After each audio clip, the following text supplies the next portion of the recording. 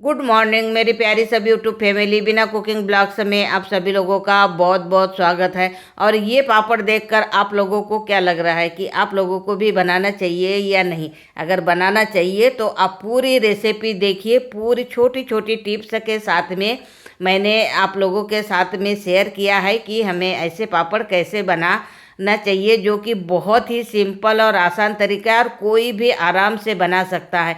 क्योंकि ये जो पापड़ है ना, हमने आज तवे पे बनाए हैं। आपने कभी नहीं देखा होगा और ना ही कभी सोचा होगा कि तवे पर भी इतने अच्छे हमारे पापड़ बनकर तैयार हो सकते हैं। और तरीका तो बहुत ही सिंपल और बहुत ही आसान है। तो चलिए देखते हैं हम लोग कि तवे पर हमारे कैसे पापड़ बन सकते हैं। तो यहाँ पर लिया है मैंने चावल। चावल हमारे घर में जो है वही चावल ले सकते हैं हम लोग, जैसे छोटा चावल, बड़ा चावल, नया पुराना, जो हम लोग डेली चावल खाते हैं बस उसी चावल से हमें ऐसे डिजाइनर पापड़ बनाकर तैयार करना है। अब ये जो हमारे चावल है इसे मैंने क्या किया, मतलब फुलाने के लिए डालने से पहले मैंने 2 से 3 पानी में इसे अच्छे से रगड़ के धुल लिया, ताकि इसके अंदर जो स्टार्च लगा रहता है या फिर डस्ट जो लगी रहती है तो सारी निकलना चाहिए। तो बस 3 से 4 पानी में धुलने के बाद में रात भर फूलने के लिए मैंने इसे ढककर छोड़ दिया था। और दूसरे दिन सुबह देखा तो बहुत ही अच्छे से हमारे चावल एकदम सफ़ेद सफ़ेद क्लीन एकदम इतने अच्छे दिखने लगे कि वाकई में ऐसा लगा कि ये रेसिपी तो एकदम बहुत ही हटकर और यूनिक बनकर तैयार होने वाली है, जो कि आप लोगों ने स्टार्टिंग में ही देखा है। तो जब ये हमने चावल दूसरे दिन फूले हुए निकाले तो उसे भी मैंने 2 से 3 पानी में धुला, ताकि एकदम साफ़ सुथरे हमारे चावल रहे। और उसके बाद में फिर लेना है हमें मिक्सर जार, और मिक्सर जार में थोड़ा थोड़ा, जैसे 1 कटोरी चावल था तो फूल के थोड़ा ज़्यादा हो ही जाता है, तो मैंने 2 बार मिक्सर के जार में पीसे, क्योंकि इकट्ठा अगर हम लोग डाल देते तो बहुत सारा हो जाता। तो बस आधे चावल डाल दिए मिक्सर जार में, और इसमें छोटी जो चम्मच होती है उससे 2 से 3 चम्मच मैंने पानी डाल दिया। और इसका बहुत ही अच्छे तरीके से पीस कर इसका पेस्ट बनाकर तैयार कर लिया।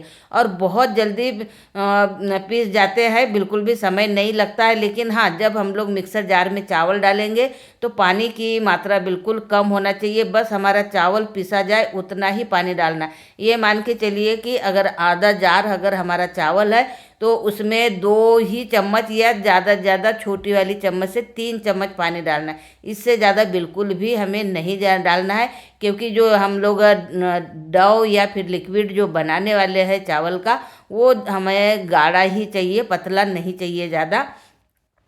मतलब इस तरीके से हमारा चावल का घोल हमें बनाकर तैयार करना है। अब हमें क्या करना है, इसमें स्वाद के अनुसार बिल्कुल भी नहीं, क्योंकि सूखने के बाद में नमक बहुत ज़्यादा हो जाता है, इसलिए हमें इसमें कम ही नमक डालना है।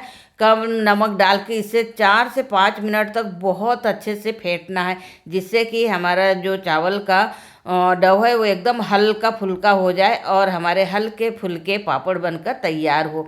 अब मुझे ना ये कलर वाले बनाना है, तो 2 कटोरियों में मैंने थोड़ा थोड़ा निकाल लिया है, ताकि मैं इसमें कलर मिला सकूं।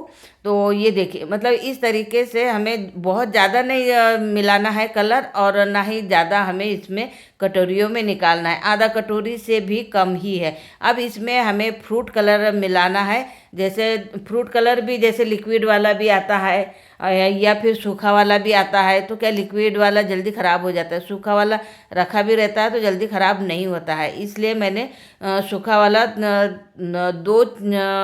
क्या बोलना चाहिए, 2 पिंच मैंने इसमें कलर डाल दिया और अच्छे से मिक्स कर लिया। अब मिक्स करने के बाद में हमें कोई गिलास या फिर इस तरीके का डिब्बा ले लेना है, और एक पन्नी ले लेना है, दूध की पन्नी या कोई भी पन्नी ले लेना है। और उसमें हमें सबसे पहले तो वाइट वाला जो हमारा डो बनाकर हमने रखा है उसे हमें पन्नी में भर देना है, और जो कलर वाला है उसे भी हमें अलग अलग पन्नियों में भरकर तैयार कर लेना है।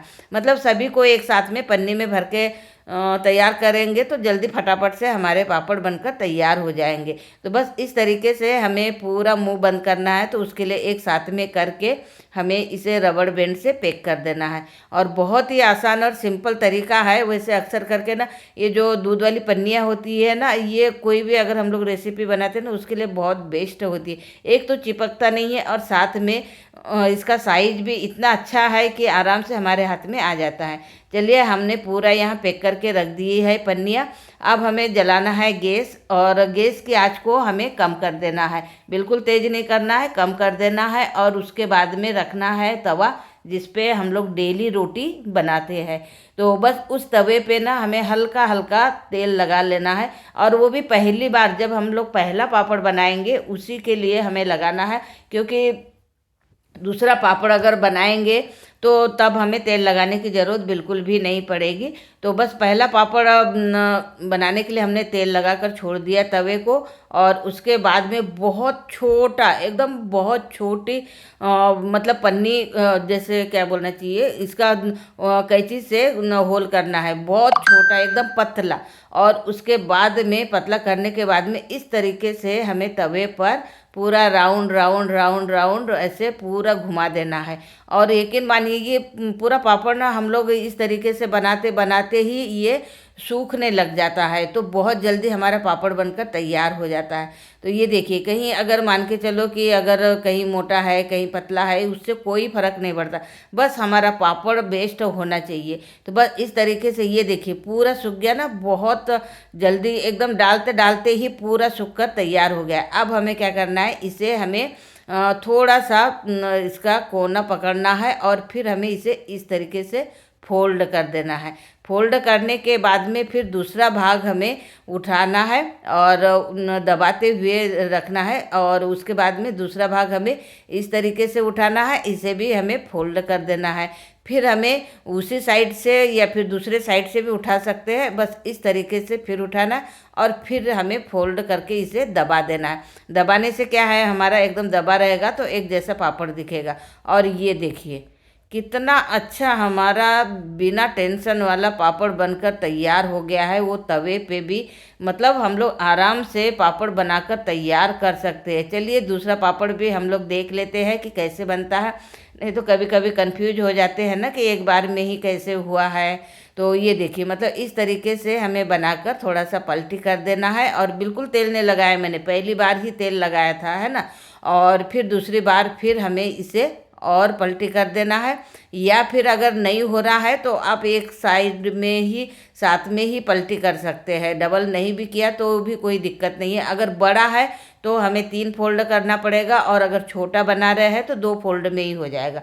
और ये देखिए हमने कलर वाला भी यहाँ पर बनाकर तैयार कर लिया है, और ये देखिए कितना अच्छा सुंदर सा हमारा पापड़ बनकर तैयार हो गया है। और ये देखिए पूरे पापड़ मैंने बनाकर सुखा लिए थे, तो इसे पंखे में भी सुखा सकते हैं, या तो फिर धूप में सुखाना है तो धूप में भी सुखा सकते हैं। तो ये देखिए पूरे पापड़ मेरे यहाँ पर सूख कर तैयार हो गए हैं, और वो भी 1 कटोरी चावल से इतने सारे पापड़ बनाकर हमने कर लिए है तैयार। चलिए पापड़ तो हमारे सूखकर भी रेडी हो गए, लेकिन जब तक हम लोग फ्राई नहीं करेंगे तब तक के हमें ऐसा लगेगा कि कुछ तो कमी है हमारे पापड़ में। तो चलिए हम लोग तल के देखते हैं। तो तेल तो गरम रहता ही है हमारा कढ़ाई में, और उसके बाद में जैसे ही तेल गरम हुआ मैंने डाल दिए पापड़, और ये देखिए वाह कितने अच्छे फूल कर तैयार हो रहे हैं। लेकिन जो इसके जॉइंट जो हमने मिलाए थे ना, वो तो कहाँ गए पता ही नहीं है, पूरे खुल गए हैं। क्योंकि तलने के बाद में तो पूरे खुल गए हैं, लेकिन खुलने के बाद में हम देखेंगे ना तो इतने अच्छे क्रंची और क्रिस्पी बनकर तैयार हुए हैं कि आप खुद भी विश्वास नहीं कर पाएंगे। मतलब इतने अच्छे पापड़ बनकर तैयार होते हैं, और वो भी तवे पे। पहली बार आप देख रहे होंगे कि तवे पर इतने अच्छे डिजाइन वाले पापड़ भी हम लोग घर में आराम से बना सकते हैं। तो दोस्तों आप लोगों को मेरी ये रेसिपी कैसे लगी कमेंट करके ज़रूर बताइए। ऐसी छोटी छोटी और सिंपल सिंपल सी रेसिपी देखने के लिए आप मेरे चैनल को सब्सक्राइब कीजिए, ताकि सबसे पहले नोटिफिकेशन आपको मिले और वो वीडियो आप देख पाए और फिर आप उसे बना पाए। तो चलिए मिलते हैं नेक्स्ट रेसिपी के साथ में, वो भी बहुत मज़ेदार होने वाली है। Thank you, bye bye.